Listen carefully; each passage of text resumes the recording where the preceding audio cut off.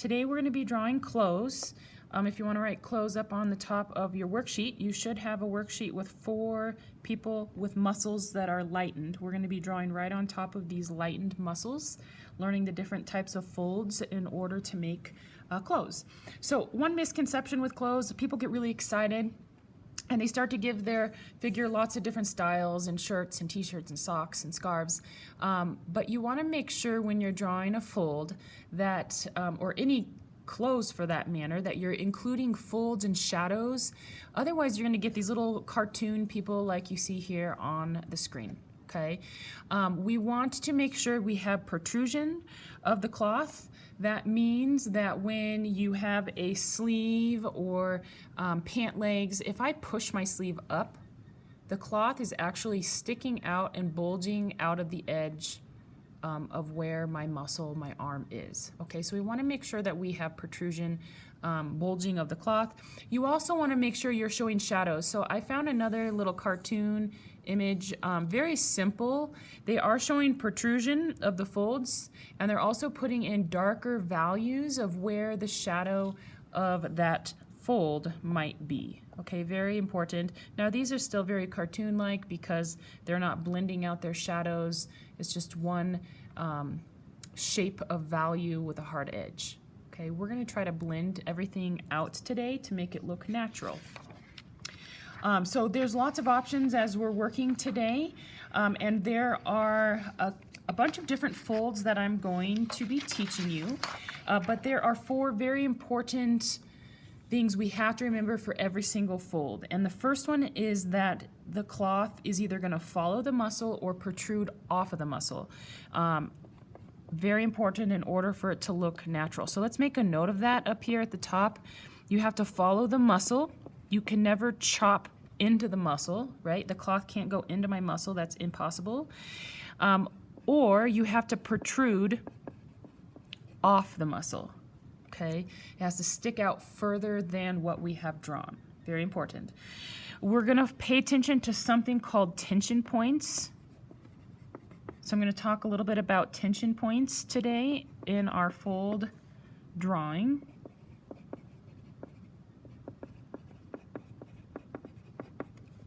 I'm going to represent tension points with a T. Okay. We also want to make sure that we transition every fold into the next. Okay, everything needs to fade or smooth, gradually smooth out. Okay, very important if you're trying to make it look realistic. And then the last point is you want to make sure nothing is perfect, so not perfect. Nothing should be evenly spaced. Everything should be different than the next. Okay, what should be a relief because it's hard to keep everything the same and perfect. Okay, very important. If you keep these 4 things happening, you're going to have a beautiful clothed figure. It's going to look natural. It's going to look realistic. Okay, so let's learn our first fold. It's called the direct thrust fold, and I'm going to letter these today. So A is called a direct thrust. So let's squeeze that over here to the side so we can show you what that looks like before we put it on the person. This particular fold has a lot of tension coming in different directions. So let me show you what it looks like actually on a person, so you kind of know what to look for. So I printed off some people here since I'm on the camera and I can't show you in real life. So looking at spots that pull from different directions, one being the armpit. Okay, this cloth here is being pulled to the arm, to the side. It's being pulled up. It's being pulled across the front of the chest. There's lots of different pulling happening on that cloth, and it creates this flaring kind of motion around that particular spot. Okay, you can see it's happening here on this gentleman's sleeve. It's going up and is carving out to the side. Now this is a little baggier of a shirt, but you can still see the direct thrust coming out from that armpit in that particular situation. It happens in all armpits. You can see that here on this gentleman coming out from the armpit. Okay, so let's put some of this into writing, what's happening here is you're going to have tension in one spot. So here's our T for tension, and it's going to be pulled in multiple different directions. Okay, so I like to show pulling with little arrows. It happens a lot in the armpit, if you want to make note. It also happens a lot in the inseam of our pants. You can kind of see it here. It's a little bit dark on this particular image, but it's pulling out, okay, from this point right here. Or you can see it a little bit here on this picture. A little bit more difficult because of the pattern in the pants, but we have an inseam where it's going to pull out across different legs. So you can see here it comes up and it comes down.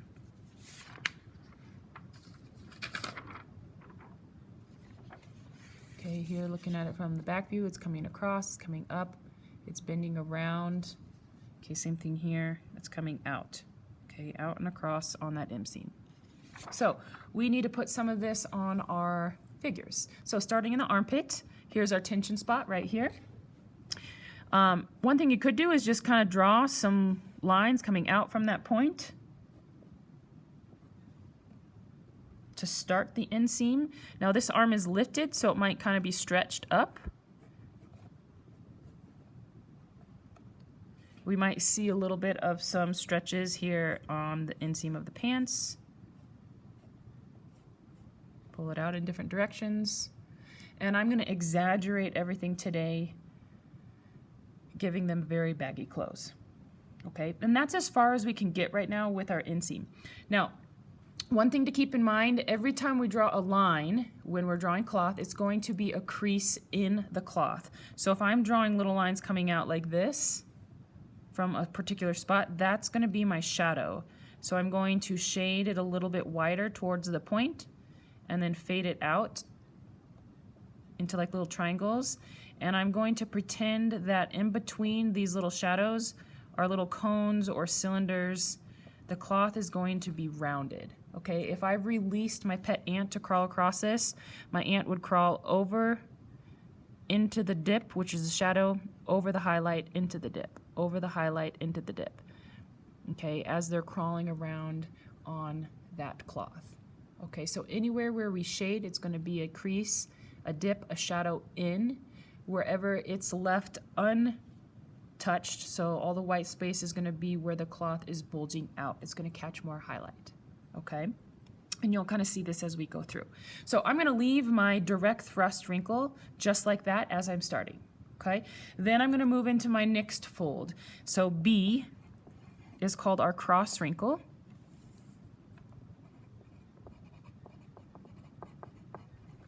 There are two types of cross wrinkles. Okay, one is called a spiral and one is called a ZYV fold. And they're broken into two components because one is done on a tight piece of fabric and one is done on a loose piece of fabric. Okay, these happen a lot on arms and legs. So let me show you what it looks like. If you can give me a long cylinder, we're going to pretend like that's your arm or your leg.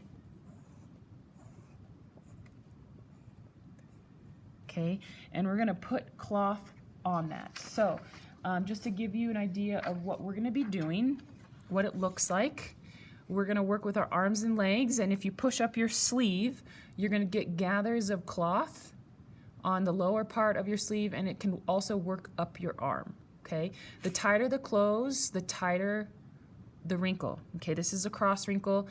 These are all cross wrinkles until it gets up here where it's baggier. You can see that there's like a little Z here in the highlight of the cloth. That is called our Z or our Y. Our ZYV wrinkle. Okay, that can happen on legs as well. Okay, so if I look here on these particular pants. Looking at the highlights, you can see there's like little Z's in here, there's little Y's in here, there's little V's, okay? It creates little Y's and V's and Z's on any part that's looser, okay? If it's tighter or a tighter fit, you're gonna see little cross wrinkles which arc more around. Okay, so you can see that happening there on that particular image, Okay, so let's put some of these in. How do I approach this?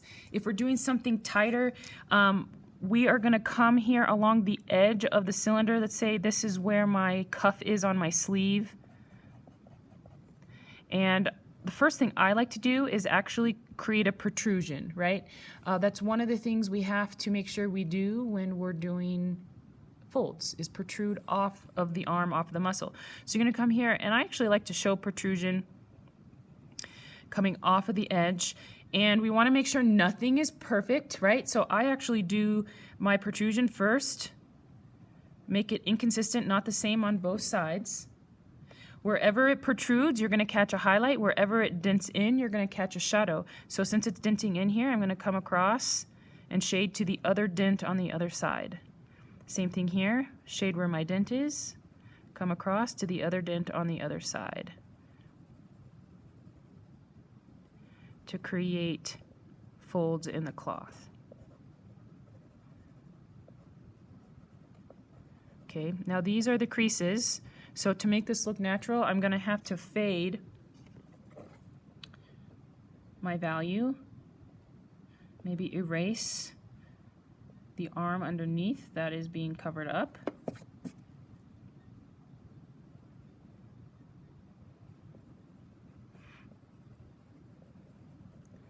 Fade it just like you're drawing a cylinder to make it look rounded. Okay, these are cross wrinkles. Okay, we do refer to these as a spiral wrinkle because it tends to look like it's spiraling around. Okay, so spiral. Okay, so this is for tighter clothes. Now, if you have something looser, you're going to have more protrusion off of the arm. So there's my cuff. Perhaps my sleeve kind of comes out and bends around and creates different bulges from my actual arm. Okay, so all this is being covered up. Keep it different. We don't want it consistent or the same. You're protruding more because it's looser clothes. And we're going to try to create Z's, Y's, and V's. Okay, it's called the ZYV fold. The Z's, Y's, and V's are found in the highlights, and you're going to look for shapes that look like this. That's your Z, or a Y that's laid sideways, or a V that's laid sideways. And you're trying to intentionally create these shapes in your highlights, okay? So my spiral wrinkle doesn't have any Z's or V's. It just goes straight across in my highlight, okay? It's a little different for this loose type. So I'm going to come in here, same approach. Wherever it goes in, I'm going to shade a shadow. Perhaps I'm not going to go all the way across on all of them. So maybe this first one I want to go all the way across, but for this one, I want to come part way across, and then it's going to fade out and stop. And when I do that, it creates like a little sideways V. There's my V right there. Okay, it's laying sideways.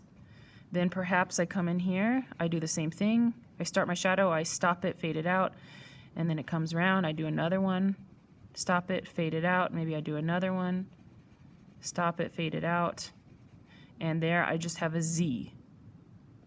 Okay, so you're going to intentionally create little Z's, Y's, and V's in your cloth. Okay, and that'll make it look bigger and baggier as you are clothing your figure. Okay, so let's put these in action. Over here to the side, let's say I have a little sleeve here pushed up. Here's my cuff. Okay, my tension is pushing it up. Therefore, it's going to create folds. So I'm going to come through and make some protrusion of the cloth going around my muscles. Shade in where it dents in. Now, if my sleeve is pushed up partway, maybe these kind of taper off and I don't have as many folds going up my arm because it's not pushed all the way up to my shoulder. Okay. Now, if it's tighter up here on my upper arm, I want to make sure I follow the muscle.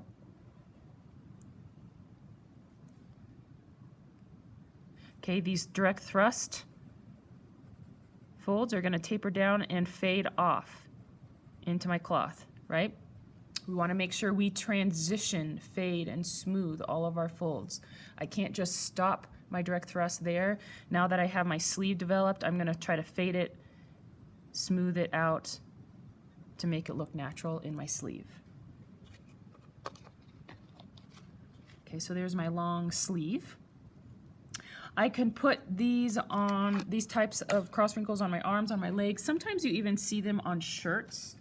To give you a sample, back here on this particular image, you can see there's a start to a cross wrinkle right there. This gentleman here on his shirt, he has some Z folds and some cross wrinkles that are left in his shirt. Cloth has memory, so it's holding the wrinkle from perhaps when he was sitting down. That happens too. Okay, so I could come in here, maybe here at the base of the shirt.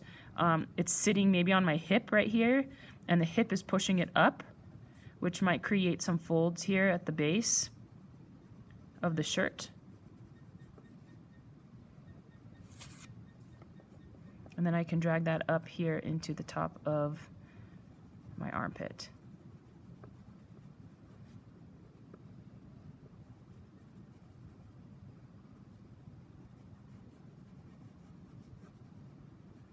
Okay, so I can throw some in there on the bottom of the shirt.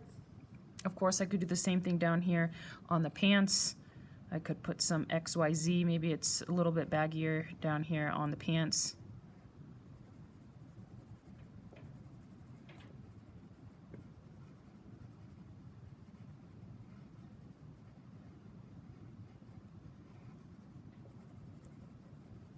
Okay, so try practicing putting some in there at the base. Okay, and of course I could work up the leg. Maybe it hugs my thighs closer, so there I'm following the muscle, and then I can fade that into my direct thrust, fade it out, transition. Okay, now if my pants are really baggy and these direct thrust muscles come all the way to the end, I might see some bend or some protrusion in the pants on this outer edge. It just depends on how tight your pants are, and really the fabric too your pants are made out of. Okay, same thing with your knee. Your kneecap is pushing out here. I might have some folds coming out from the knee depending on how tight your pants are. Okay, and you can see that happening, especially if you're in motion. In this particular image, you know, her legs coming at us, so her knees becoming a tension point, and then we have all these folds coming down from that point. Okay, his pants are much baggier in here, so you can't see the bones or the muscles based on his position, so you really want to work that cloth in that area. Okay, so give that a try. Our next cloth is called a tube wrinkle.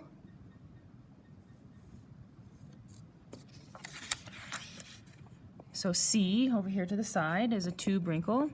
It gets its name because it's like drawing a bunch of tubes.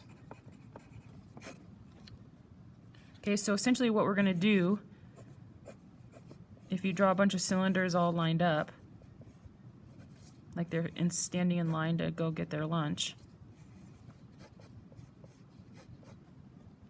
Okay, the fold for this particular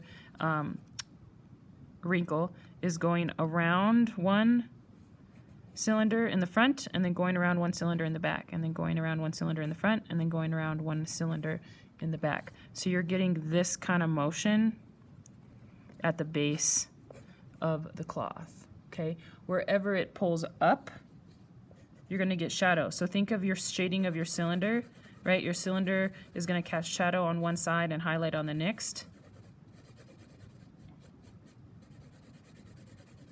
But we're taking different sides of the cylinder each time, right? This cylinder is on the outside, this one's on the inside.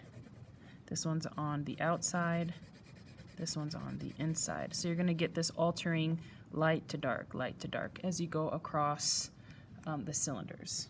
Okay, so you see this a lot in skirts. You see it a lot in scarves. You can see it at the top of your shirt.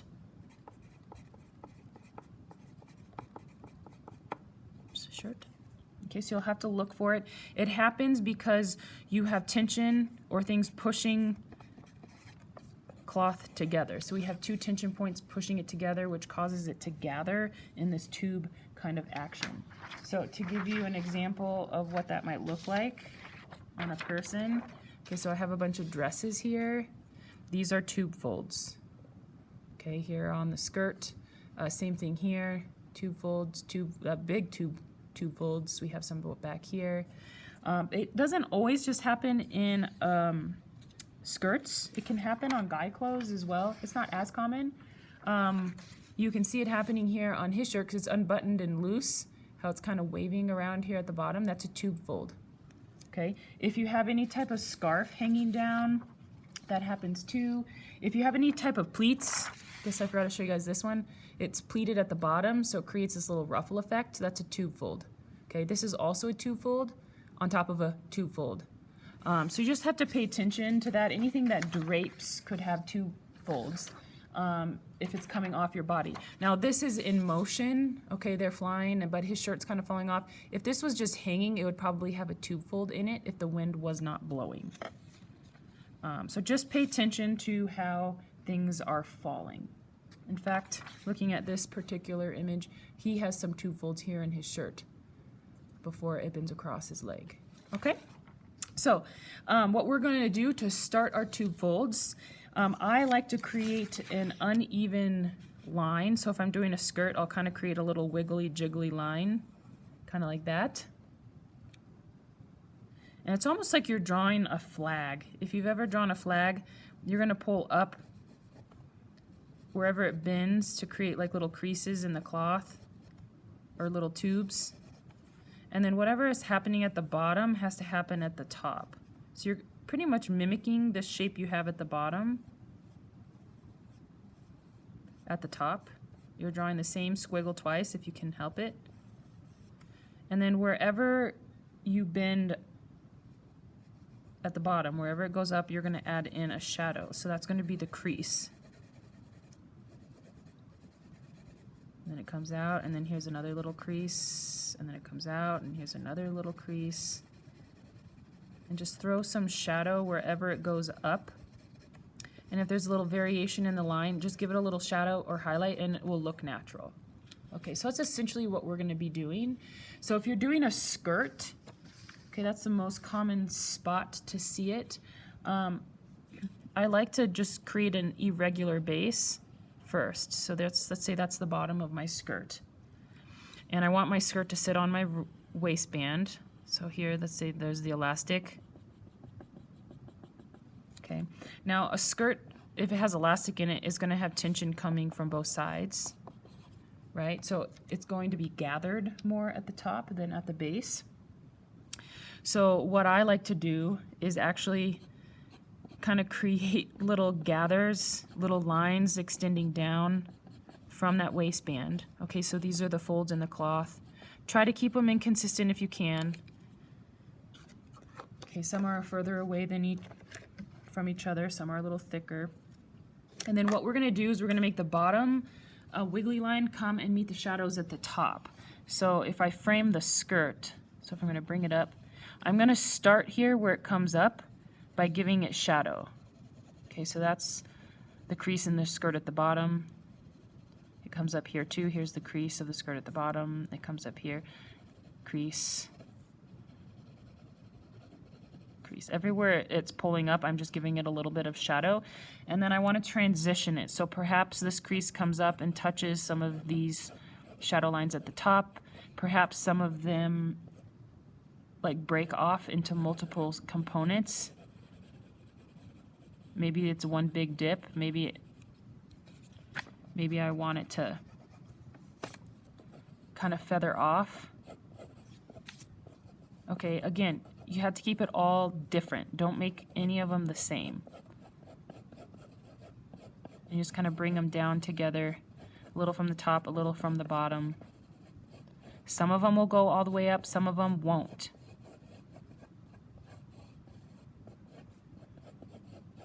Okay, and the more different you make it, the more inconsistent, the more natural it's going to look. Okay, so you can start to see that it looks kind of like a gathered skirt. Okay, so that's our tube wrinkle. This is our letter C that's happening. Let's go back and label. This is our direct thrust. That's letter A. These are our tube or our cross wrinkle, excuse me, that's letter B, if you haven't been labeling it already. Okay, our next one is called a hanging wrinkle. Okay, that's D. Okay, I'm gonna kind of move down here at the bottom. I'm starting to run out of room. So our next one's hanging wrinkle. This is a wrinkle that's draped over 2 points. So if you have like 2 poles, let's say, with cloth in between them, you're gonna get this kind of motion because gravity is pulling down on the cloth and tension is pushing up. Okay, the poles are pushing up on the cloth, gravity is pulling it down. So you can have this drape kind of effect.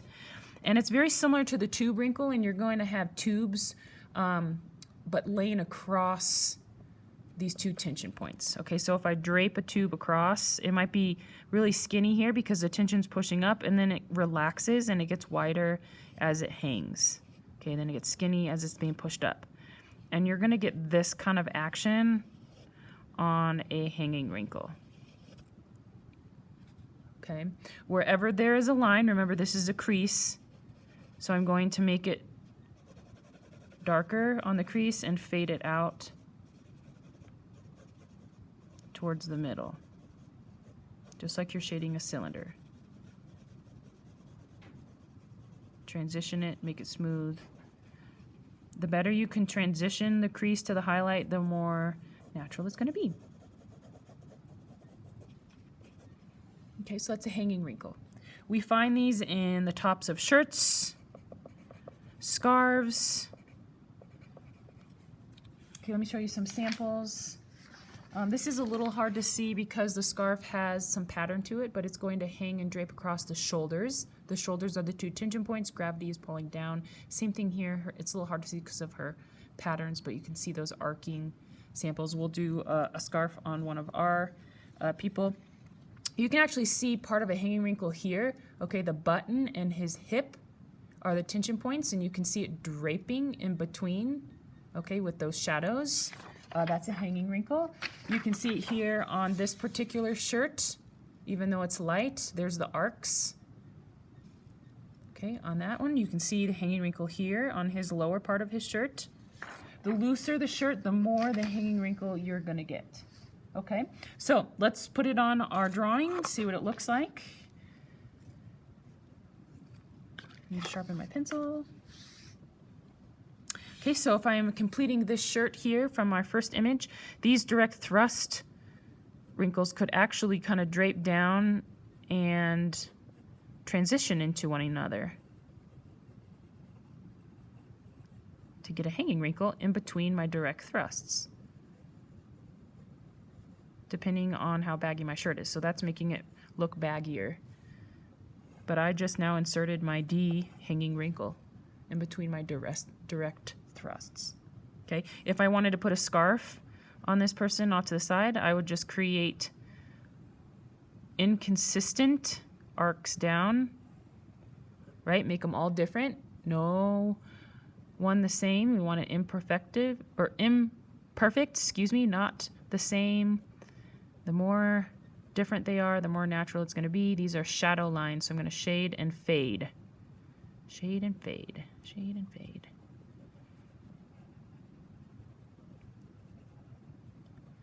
In fact, I could even throw in a tube wrinkle here, right? If I had part of a scarf hanging down, I could wiggle it at the bottom and then create shadows coming up wherever I have that little dip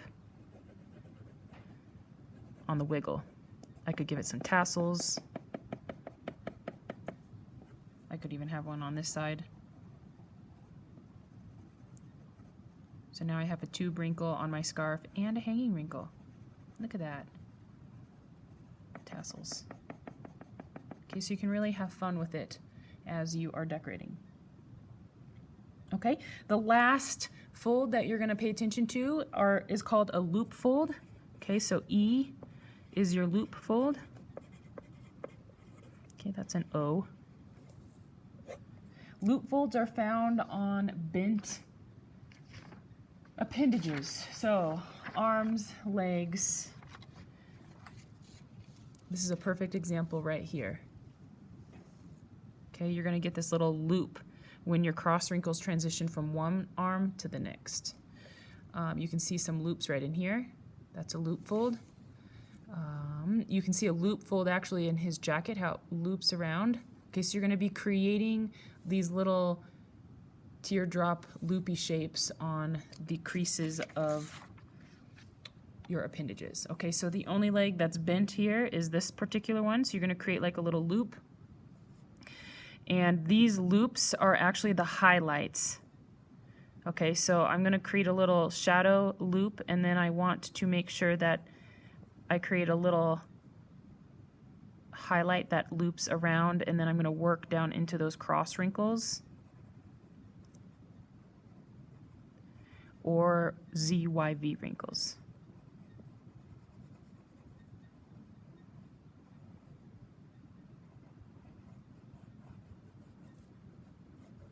Okay, so you're going to make sure you get that little loop in there. Okay, and there's usually only like 1, 2, maybe 3.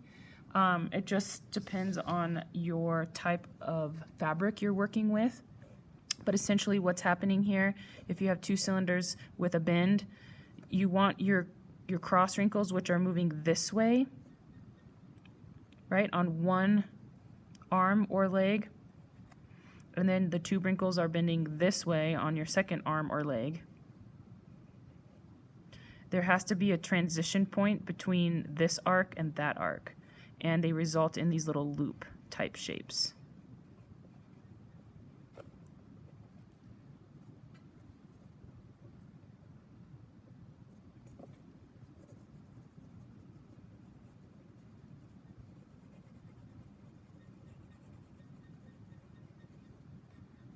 Okay, and it's usually seen on the highlight. Okay, so I'm trying to make my highlight look like a little loop.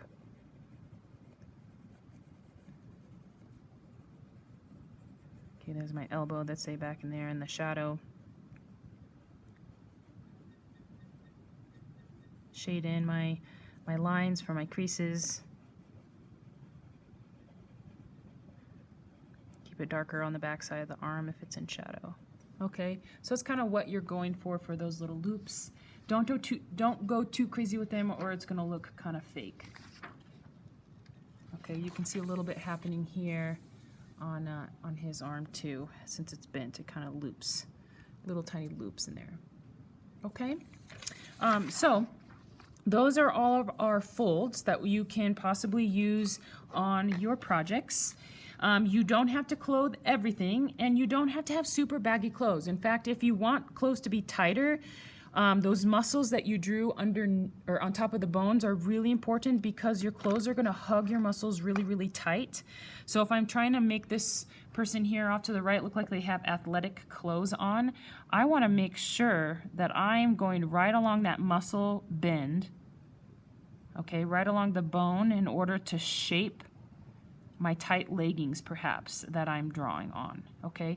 But I do want you to keep in mind, because clothes have memory, and you're gonna get a lot of memory creases where it used to crease, but it's no longer. You can even think of them like these jeans that they make with like pretend highlights, like it's a crease. And you wanna try to draw some of those even on tight clothes on certain areas to make it look natural. You might not have as much of a bulge, so if I have tight leggings on, I still want to bulge out a little bit, maybe back here, because as I bend my leg, it's going to create little creases.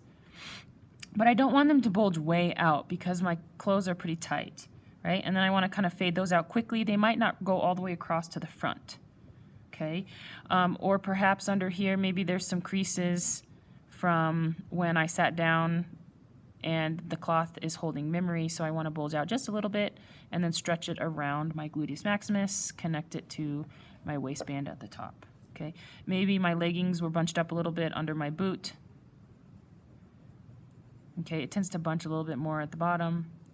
Okay, so you still will have folds. They won't protrude as much, and they might not stretch all the way across, but you're still going to include some of them. Okay, even if you're doing a ballerina wearing tights, you're going to have some of these fold memories in the back of their tights, okay, or in their leotard. If you want to show some muscle, that's fine. You don't have to cover everything. Maybe I want to show my abdomen here with my six-pack that I've been working on. Okay, and I have my cloth or my shirt up here at the top, my tank top. Okay, maybe there's some direct thrusts coming out here. You know, if I'm a female, I might have some breasts that come out from or pushing out from underneath. That will also create little creases, direct thrusts, because it's being pushed from behind, and it might catch some shadow as well because they protrude and they're going to block the light.